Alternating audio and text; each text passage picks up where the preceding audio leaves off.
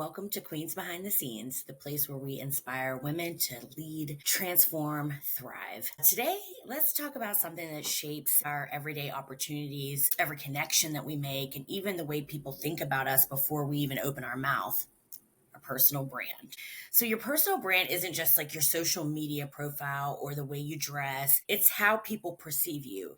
It's the energy you bring. You walk into a room and you have that how you communicate and your reputation you've built, whether intentionally or not. You have a brand. Everybody has a brand. And today we're going to dive into how personal brand shows up in your life, why it matters, and how you can shift it if it's not aligning with the future that you want. And let me tell you something. This is not just for influencers or business owners or whatever. If you work 9 to 5, if you're an entrepreneur, if you're navigating career changes, or you're just trying to level up in life, this episode is for you. You know, that famous saying Jay-Z had, I'm not a businessman, I'm a businessman.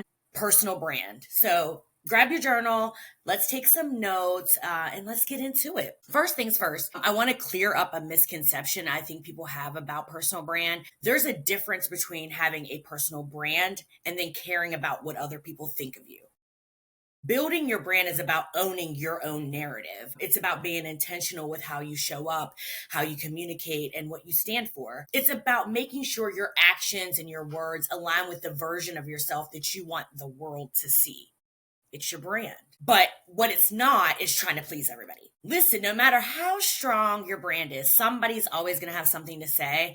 That's just life. But the difference is when you own your brand, you're setting the tone. You're controlling the messaging about who you are. One person I think whose brand speaks for itself and she barely even talks is, of course, my favorite, Beyonce. She is a brand, right? She is a brand. Now, I don't know why her clothing doesn't do as well, or the things that she sells doesn't do as well as, like, say, a Fenty or whatever. I think partly because of her brand, right? People don't know enough about her. And that's what the feedback has been, is like, we don't know enough about her brand to buy her things. And I think her theory is, if it's quality, then why do you need to know about me? So that's just, that's personal branding. So let's just get clear. Branding is about alignment, not approval.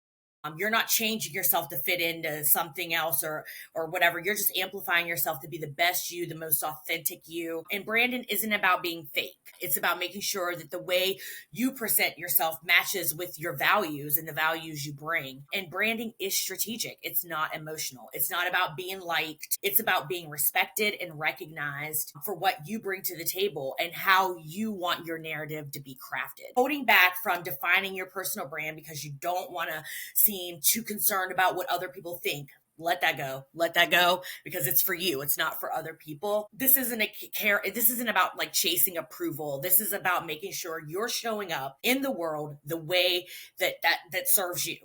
And that's different for everyone. So now that we know what personal branding is, let's talk about how it shows up in life right now. Let me ask y'all something. If 3 people who interact with you regularly had to describe you in 3 words, what would they say? Just think about that. What would those words align with the vision you have for yourself? Would they align? I sat and thought about it, and actually I did a leadership circle 360, which I encourage everyone to do a 360 of some sort. I'm not saying it has to be leadership circle, but it should be something, because it showed me not just, so I had to give feedback and data, and so did the people. So I had 15 people, former bosses, my husband, my sister, people that report to me, all the above, all kinds of corners of my life, old colleagues now, whatever. And I had to face, the mirror of what my brand was. And it's not the way people, like, what they're thinking. It's the way I show up. And it's funny because the way that I show up to other people, which I am very proud that my brand is what it is, because I think harder on myself, which most of the time we are harder on myself about what I bring to the table. And it was really nice to see those words show up, that I'm strategic and that I'm smart, and just these words that craft your brand. And actions speak louder than words, you know? So let's break this down into like four key areas. So, social media presence. Whether you're active or not, people will check your social media when they want to learn about you. And that's jobs now, and people who want to interview you for something, they are going first look, Google you, look on your social media. Are you posting content that aligns with who you are or who you say you are? Or are you kind of giving mixed signals? I recall, y'all know I'm a storyteller. I recall a long time ago, I was going to be interviewing someone for a particular role. And I just went out there, just Google, and what showed up didn't align with the brand of the business, right? So her brand didn't align with our brand.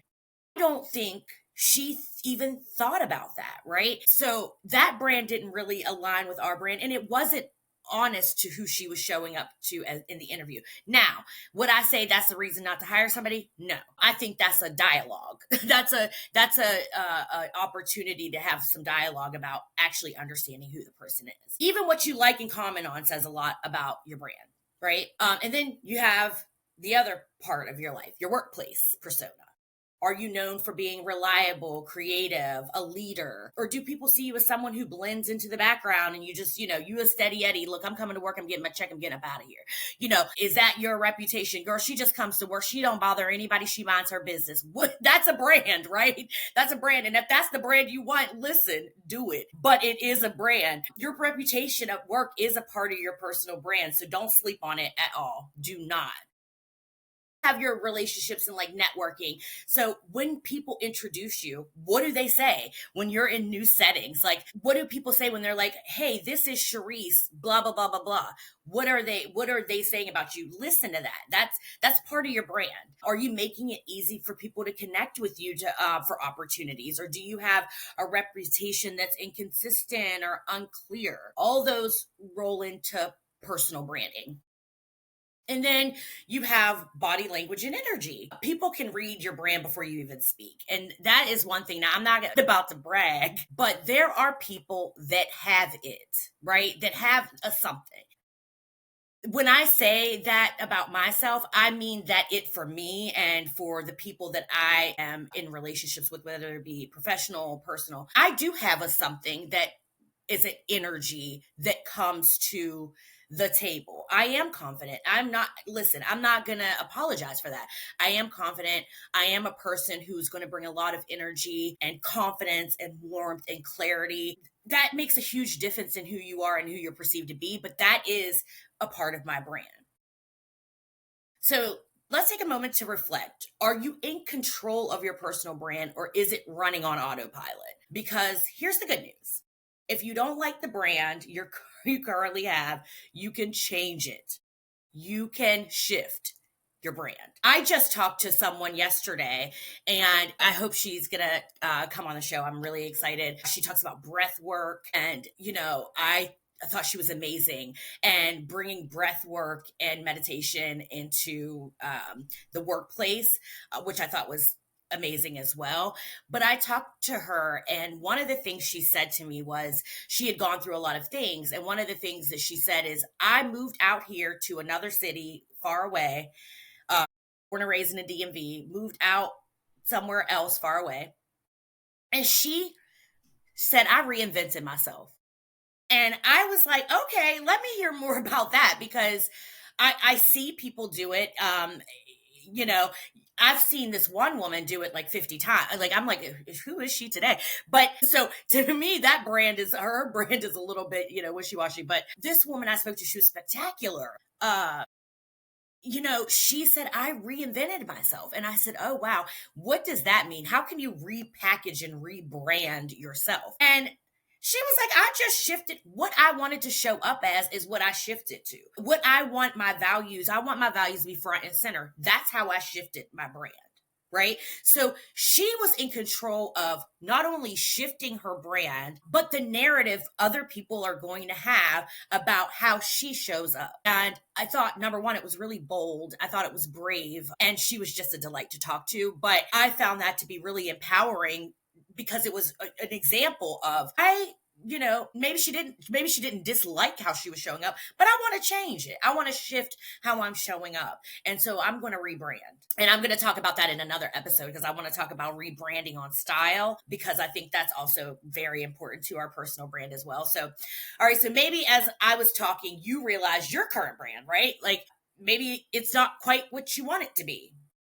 Maybe you feel like you've outgrown your old brand or you just haven't been intentional about shaping it. And I think when I was talking to this woman the other day, I think that that is exactly what it was. It's like maybe she just outgrew her other brand and she wanted to intentionally reshape her brand. So how do we shift that? I have a little 5-step strategy that I'm going to share with you all. So, step one, identify the gaps. So you're looking at where you are versus where you want to be. What are those things? What's missing? What do you need to change? What do you need to shift? And sometimes, I'm going to say it, brand also is the people you surround yourself with, is your brand. And I know that for some people, that is a real hard thing to digest and to understand, but it's true. Your brand is sometimes who it's a part of who you're with. So what is missing? What needs to change? Then step 2 is defining your new brand. So remember those 3 words. Choose 3 words you want people to associate with you.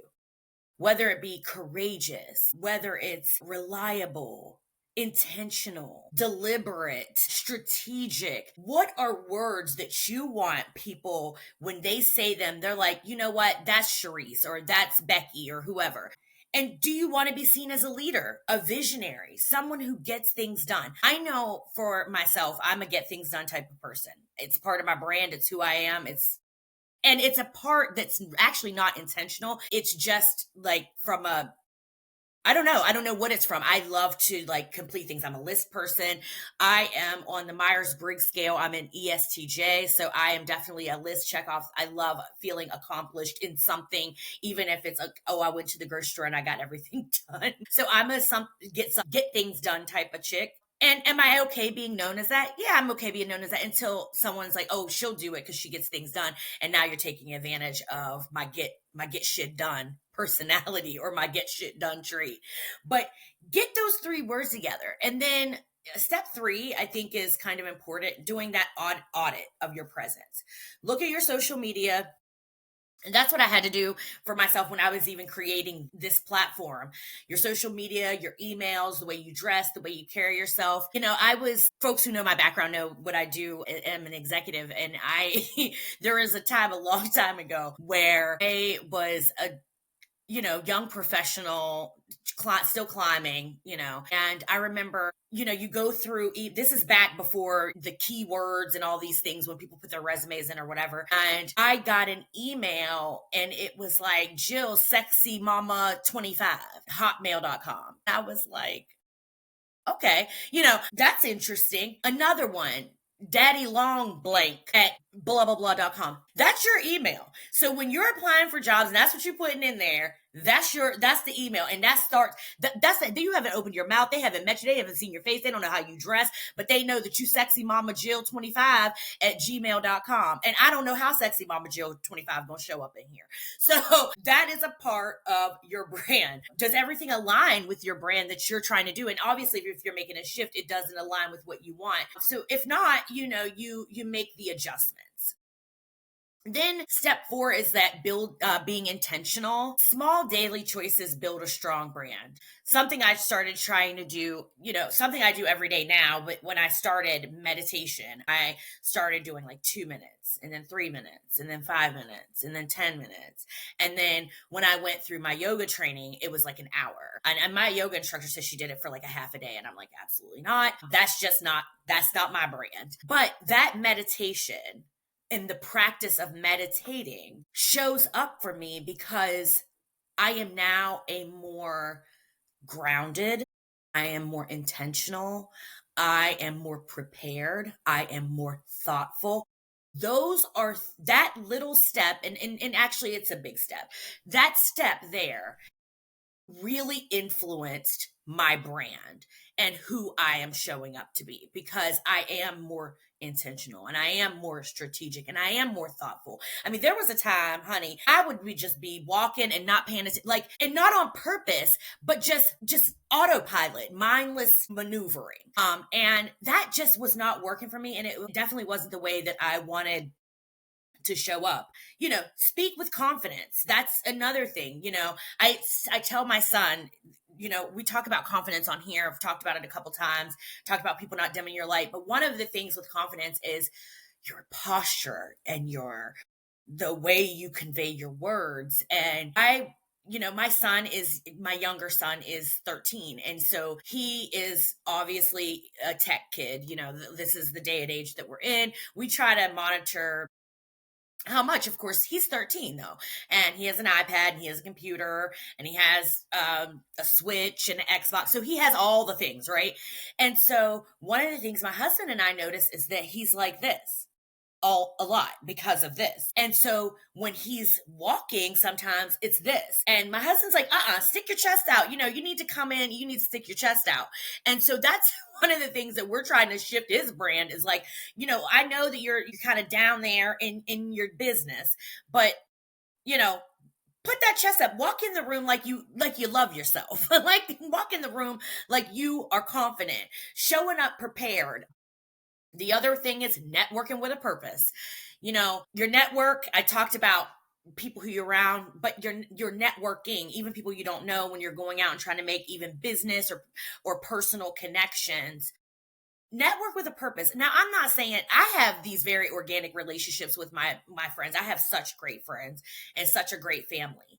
But I will say, if I'm going to spend time outside of my house and the people that I love, I am going to be networking with a purpose. I am going to be getting something accomplished or meeting some type of goal. I am networking, or I need a feel good moment or whatever. I am networking with a purpose, and you being intentional about that is important. So another story. Two stories. One time I was invited to a business like mixer or something. And I was coming into the business mixer, and I was invited by a gentleman, a white gentleman. I was invited by him, and he had his own insurance company, and he was like, you'll meet a lot of other business owners, and you're doing consulting, and you're doing coaching. And, I really think that it would be beneficial if you joined the network.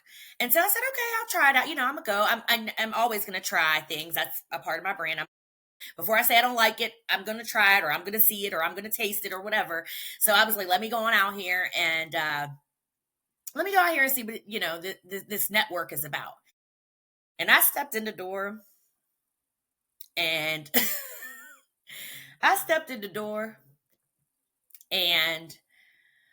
I tell you, there wasn't anyone Black in there. There weren't very many women. It was definitely not the environment that I wanted to associate my brand with, if that makes sense. And I stayed for the entire time, but I was asked to come back and I politely declined. That is not a network that I wanted to be a part of. But then on the flip side of that, there was this dinner in the field. It was like this farm to table type of experience. It was like a 5-6 course meal. It was supposed to be delicious. And a lot of my friends said that they were going to go. Well, everybody dropped out. I bought my tickets. So I was like, I'm still going, alone and all. I'm still going to this dinner in the field alone by myself. And whoever's there, I'm going to be networking with them. I'm going to be meeting them. And I went there and I met a couple. I think they are actually divorced now, but they're both great. And they became friends of ours. And they were Steelers fans, so that always helped. But they became friends of ours, even friends of my husband. We went to dinner with them. And so I showed up there and I met people, and it served a purpose, right, that I needed or I wanted in that moment. So that was actually really, really a cool experience. So that's a part of the 4 of the steps. And then Step 5 is the reintroduction of yourself. Once you're being intentional, you want to update your online bios. I know for Queens Behind the Scenes, I have a completely different bio than my personal bio that is my friends on Instagram and people that I actually like know and care about. And I care about my audience, but I am a private person. And even being here, deciding what pieces of my life to expose to others is something for me that it's different, because there has been a long time where, I mean, my husband's very private. We're pretty private people, in love private people, but we are pretty private people. But anyway, back to the reintroduction of yourself. So you want to update your online bios. My bio are updated once I decided I was going to start this podcast. Your elevator pitch when you're networking, especially in business, that 1 minute, I'm Charisse. I host Queens Behind the Scenes podcast. I'm a success coach. I'm really happy to be here and meet you all. My purpose of being here is to meet like-minded people so that I'm able to flourish or whatever. That was off the dome, but just an elevator pitch that says who you are and how you're showing up, and that's how you introduce yourself in these conversations. And these are not friend conversations, right? These are mostly professional. I'm not going to go to my best friend and be like, I'm reintroducing myself. I'm Charisse, but now you call me Charlie, and I have this podcast. Like, this is a person. I have two really best friends, and they know me. If I went up to them and said that, they would be like, "Girl, get the hell out of here." So I'm talking about business or entrepreneurial, or a network that is just not your inner circle. So don't do that to your inner circle, because they're gonna think you're crazy. And don't be afraid to own your new brand. You know what I mean? Don't be afraid to own it. This is something you intentionally decided how you wanted to show up. And so definitely don't be afraid. You have to be your own PR. You got to be your own PR team. I say that, and I am my own, because right now we're in the phase we're growing, so I don't have a PR team. But if you don't promote your own self, who will? Now, that doesn't mean self-promotion all the time. You're going to every event and you're like, "Oh, I do this and I'm so-and-so." And nobody want to hear that. Okay. Because that just comes off as self-promoting and kind of gross. But promote yourself in that way, that this is who I am. I'm confident, and this is how I want to show up. That's the PR I'm talking about. And listen, personal branding isn't about being fake. Do not do it. Be your authentic self, but it's about owning your narrative, right? Owning your narrative. Your brand is your power, so you need to use it wisely, but it is definitely not about being fake. It's just owning that narrative. I don't know. I think this is a pretty great topic, because I started thinking about brand when I wanted to do this podcast, and I wanted to, expand my coaching business, and I had to, show up how I wanted to show up, but I had to build a brand that was authentically me and felt like myself. And luckily, I am living in a place now where my brand is something that I'm very proud of and I'm very confident about. But I had to really be sure about that before I show up on here and tell other people like about their brand. I needed to be sure of who I am. And let me tell you, I'm still learning a lot about who I am, because we're people, we evolve. And so your brand also can evolve. And I'm sitting here looking at this, a laugh with my Steve Jobs turtleneck on, and I keep thinking about Elizabeth Holmes and how that was her brand, showing up like Steve Jobs. I just had a little funny there. Anyway, Queens, we've covered a lot today. Your personal brand is more than a title or a job. It's your story that you're telling people when you're not in the room. And guess what? You have the power to shape the story. So here's a challenge. Always a challenge. Write down those 3 words that define your current brand. Then write down 3 words that you want to be known for. 3 words that are your current brand, 3 words that describe where you want to be. And then write 5 steps of how you want it, what you'd want to do to get there. And these 5 steps are there. I just gave you all 5 of those steps. So you can follow that. And now it's documented, and you can start taking those steps. If today's episode hit home for you, share it with a friend, drop a review, and make sure you're subscribed because we have some wonderful guests joining to talk about redefining leadership, more than a seat at the table. We're going to be bringing a DEI expert in here. We're going to dig into inclusion and thriving as a queen in leadership. And we're going to be having that executive glow up where we talk to Lisa Baker, who is my executive coach. Even the coach needs a coach. So we're going to be having a good time here in the next couple months. Women's History Month is coming up. I have a fabulous newsletter set for March with a great salmon recipe, but also some books and breath work and audiobooks. So until next time, own your story, build your brand, and keep showing up as the queen that you are. Till next time.